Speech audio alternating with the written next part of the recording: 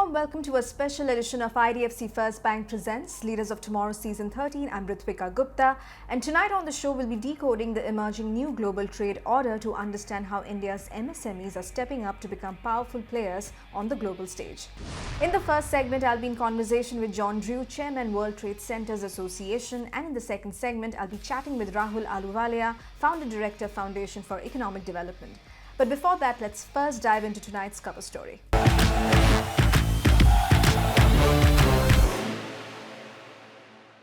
Now the world is witnessing the emergence of a new trade order, one that is being shaped by shifting supply chains, rising protectionism, and the rapid digitization of global commerce.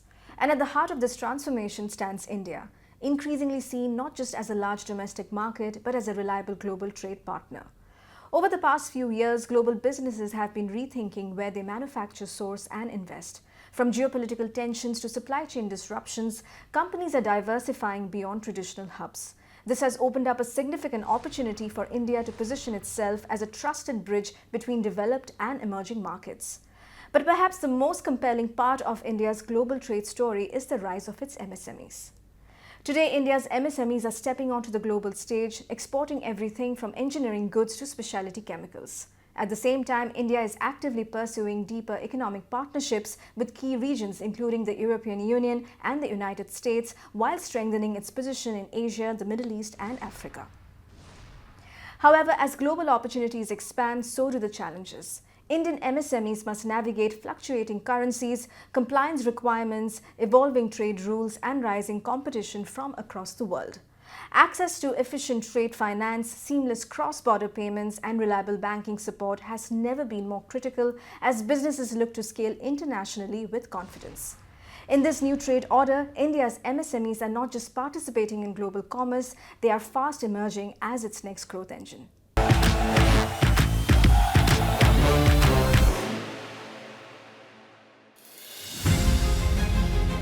Across ports, factories, and digital corridors, Indian enterprises are reshaping global trade. From precision engineering in Coimbatore to specialty chemicals in Gujarat and powering markets across global markets, India's MSMEs are no longer just suppliers, they are global contenders.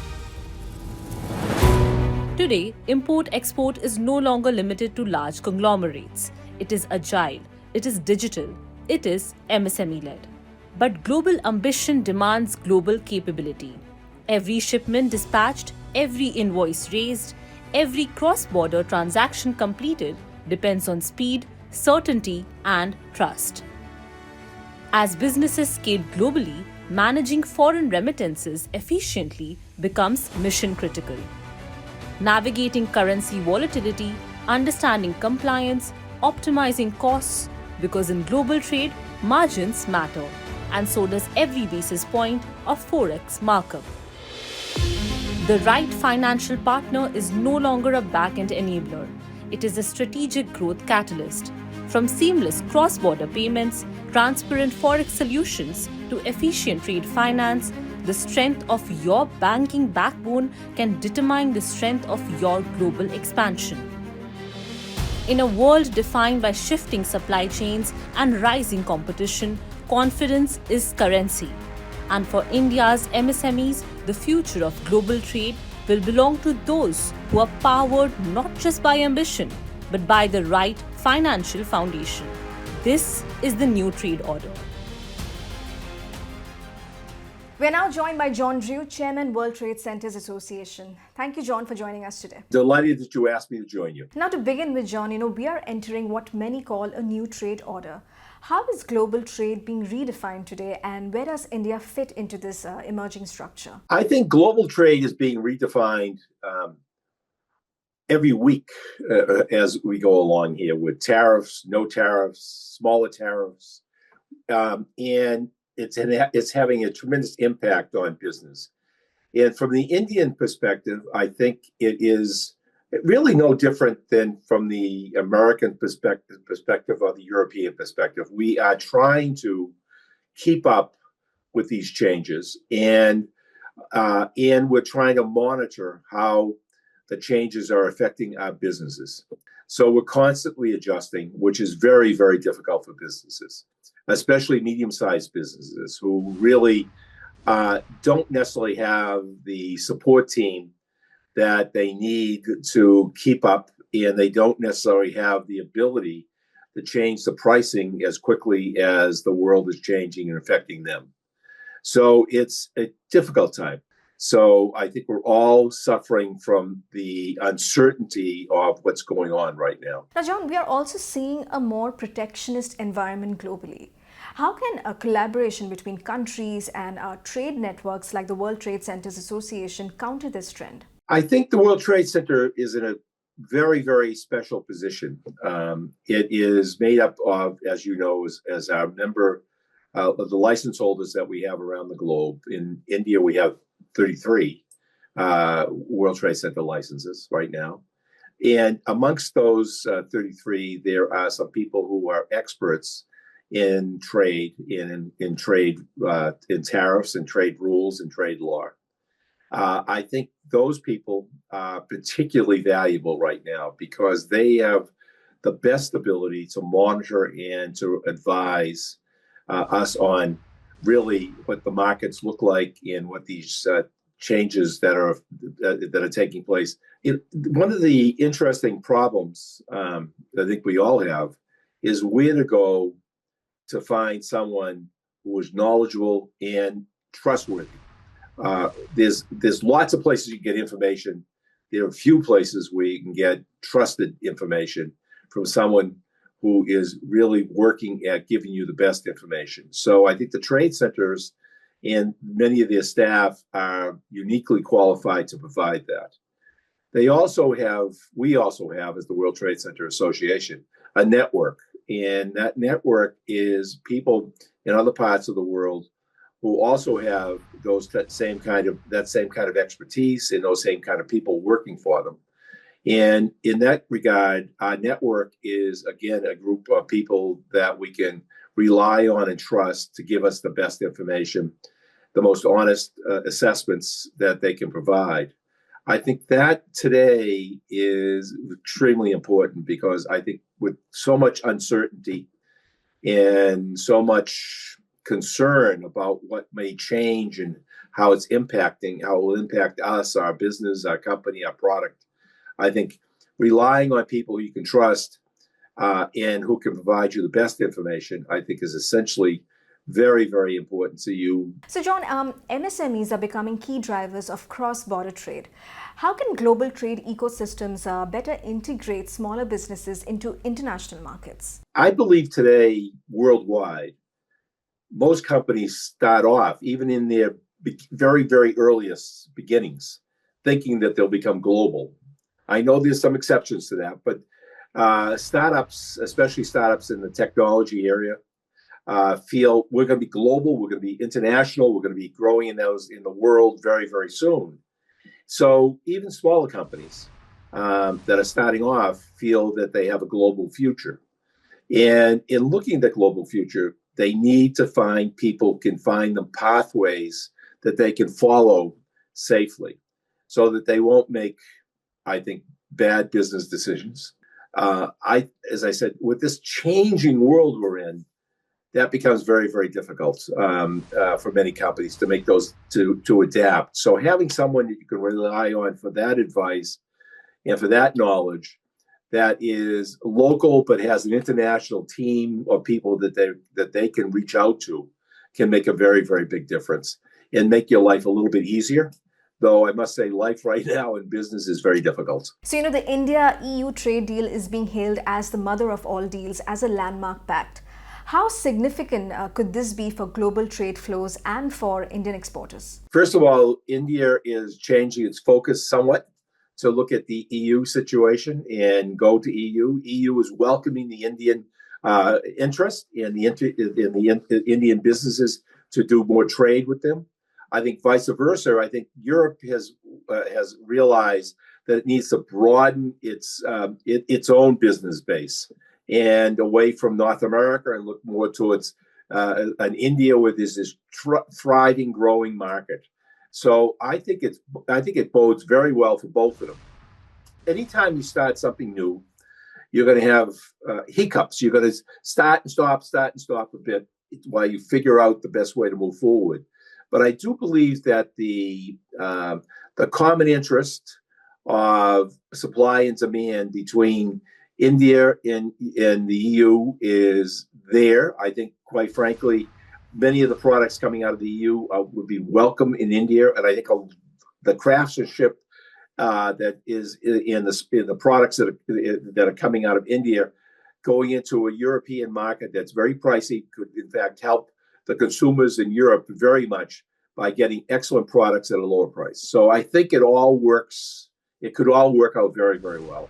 So I'm hoping that our trade team in Europe, trade centers in Europe and trade centers in India can find ways to collaborate more, to do more information sharing, to bring more companies to one another.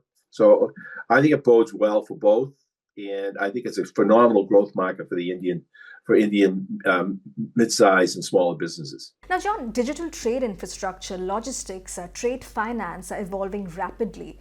What are the biggest enablers that will determine which countries lead global trade over the next decade? Over the next decade is, I think, quite hard to answer, to be honest with you. I think that the traditional financing that's gone on heavily based U.S., I think, driven and European driven and now Asian driven, Southeast Asia and India, are going to, in fact, continue to change. I think, from my perspective, that financing in coming out of India, based upon the growth in India, is going to play a very significant role in Southeast Asia and also, quite honestly, into U.S. and Latin America and Europe. The growth that I see coming out of India is such that if all things follow a normal path, I think you're going to see more and more growth coming from more and more investment coming east to west. One of the other issues, of course, is that when you look at American investment overseas, it's still going to continue, but you're going to see an upsurge in growth coming from east to west. Also, I would say to Africa and then into Europe from India. And well, before we wrap up, tell us if you had to give one strategic recommendation to Indian businesses looking to expand globally today, what would it be in this new and shifting trade environment? First of all, be careful. One, don't jump. Think about it for a bit. I think the other part that I've said and I'll repeat it is go, in fact, find knowledgeable, trustworthy advisors, and I think that is critically important. Your time, your money, your people, and the investment of that time, money, and people into expanding your market is very, very tricky right now. So the best advice you can get is very important to you to make the safest decisions. There is a lot of information available that trade centers have and their members have that can tell you about markets. It can tell you about who's supplying those markets. It can tell you who your competitors are. I think meeting some of those companies, and talking with them and finding out what their needs are and what they're, and what they're willing to pay, what they won't pay, what they're expecting in the way of quality, what there's health certifications, various things like that. That information can be given to you. So when you bring your product out of India into the U.S. or into Western Europe, you're doing it, I think, knowledgeably and as safely as you can to have the best results. So be careful, move prudently, get good advice, but give yourself a little bit more time to make those bigger decisions. Well, this was a great conversation. Thank you so much for your time, John. Thank you very much. It's time for a quick break here. We'll be back shortly. Stay tuned.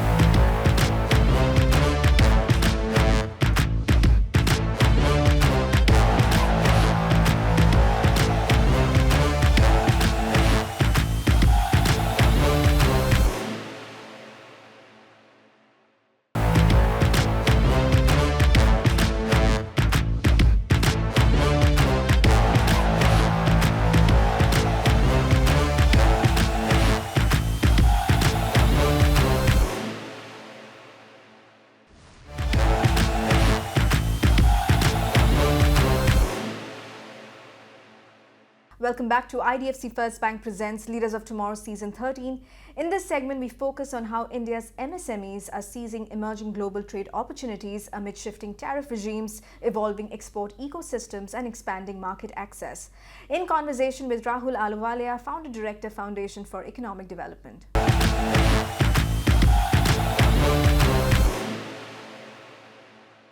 Rahul, welcome to Leaders of Tomorrow. Pleasure to have you today. Thank you for having me. Pleasure to be here. So Rahul, to begin with, India's export ecosystem is expanding beyond large corporates to MSMEs. What structural shifts are enabling smaller Indian businesses to participate more actively in global trade? Traditionally, it has always been large businesses that export because there are some very fundamental factors that a business that exports needs to have. It needs to be able to acquire customers in foreign geographies. It needs to be able to service them with high quality. And these are several very complex things that add overheads to your business. And traditionally, only large businesses have been able to do this. In the new modern era of e-commerce platforms, of supply chain complexity that is serviced by third-party vendors, all of these functions can now be split up across different units. In China, 10% of their exports, so $300 billion of exports happens by MSME today. Even in India, the number is substantially lower, both in absolute and relative terms, but it's expanding very, very quickly. So year on year, more and more MSMEs are exporting out of India. So well, now the US has also finally slashed tariffs. How do you think Indian exporters and MSMEs should respond to this? So it's not just the US, right? I think the Indian Free Trade Agreement, sort of set of free trade agreements that the Indian government has been signing, has expanded very, very rapidly in the last few years. And I think very importantly, the nature of free trade agreements is very different. And now we've had all these really big announcements in the last month and a half of the US and the UK, right? So I think the big message here really is for producers and MSMEs that these free trade agreements are very different from the past. These are huge opportunities in the years to come. And if we miss this opportunity, it's really going to be a tragedy for India in a way that previous free trade agreements were not. Rahul, tell us which sectors in India are best placed today to scale globally, say over the next 3 to 5 years, and why? If we think about which are the sectors that MSMEs are traditionally good at, so things like handicrafts, apparel, footwear, Ayurvedic products, light furniture products, all of these are the kinds of sectors that we should be looking at for India to succeed in. And these are exactly the kind of sectors that rich countries in the developed world are looking for products where India can differentiate itself. These are the sectors that I would look at for our smaller firms in particular to focus on. Now, despite momentum, many MSMEs still hesitate to enter global markets. What are the biggest barriers they face? There are a number of barriers, and I'll separate these into market barriers and regulatory barriers, right? So market barriers are the kind that exist without any intervention by government of any sort. So if we just think of how do you think about what kind of demand exists in a foreign country, right? So this is something that is very difficult for an MSME to think through.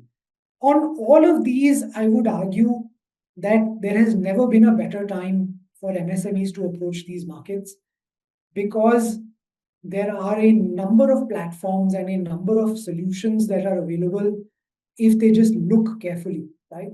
Then there comes the question of regulatory challenges. In the countries that they're exporting to, typically rich countries, the regulations may seem challenging, but they are well documented. And again, with the use of AI tools, it should be a lot easier than it used to be uh, even just 1 or 2 years ago to find out what exactly are the regulations that you need to adhere to. Now, the question of the Indian regulatory ecosystem. And here, while things used to be quite troublesome, uh, the barriers are becoming easier. So, challenges on the regulatory front still exist, but they are being made easier. I think, again, there has never been a better time for small businesses to try and take bold steps in this space. And how important is access to efficient trade finance, forex services, and cross border payment systems for MSMEs looking to scale internationally? Extremely, extremely important, right? So, these are very foundational aspects of business. Being able to access working capital credit, being able to get your payments in easily, being able to get any returns out and refunds back easily is the lifeblood of any business. I think there is a lot of there are a lot of concerns in this area because some of our regulatory cholesterol, as Manish Sabharwal puts it, is still there from the 1970s and 80s when we tried to control foreign exchange very, very carefully because at that time we were a foreign exchange deficient economy. But I think it's high time today for our payment systems to be much more liberalized, for it to be much more easier for all of these payment aggregators and financial systems to work much more easily. So this is something that is a lot better than it used to be, but it can get even more improved. So this is something that we should get better at. So, if India wants to move from being a strong export participant to a true global trade leader, what are the top 3 policy or ecosystem changes needed right now? I think one change is in terms of mindset, right?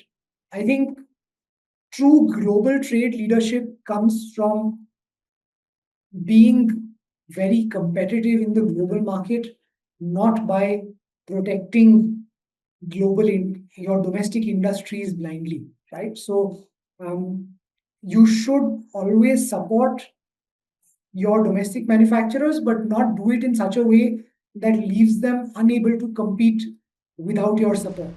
And once we have this mindset shift of providing our businesses the environment that they need, the business climate that they need, the stability of policy that they need, then nothing can stop us. We have a lot of things going in our favor. We must aim to dominate globally. Well, this was a great conversation. Thank you for your time, Rahul. Thanks, Ritwika. Happy to be here. And with that, it's a wrap on this special edition of IDFC First Bank Presents Leaders of Tomorrow Season 13. We hope you enjoyed the episode. Thank you for watching. Goodbye.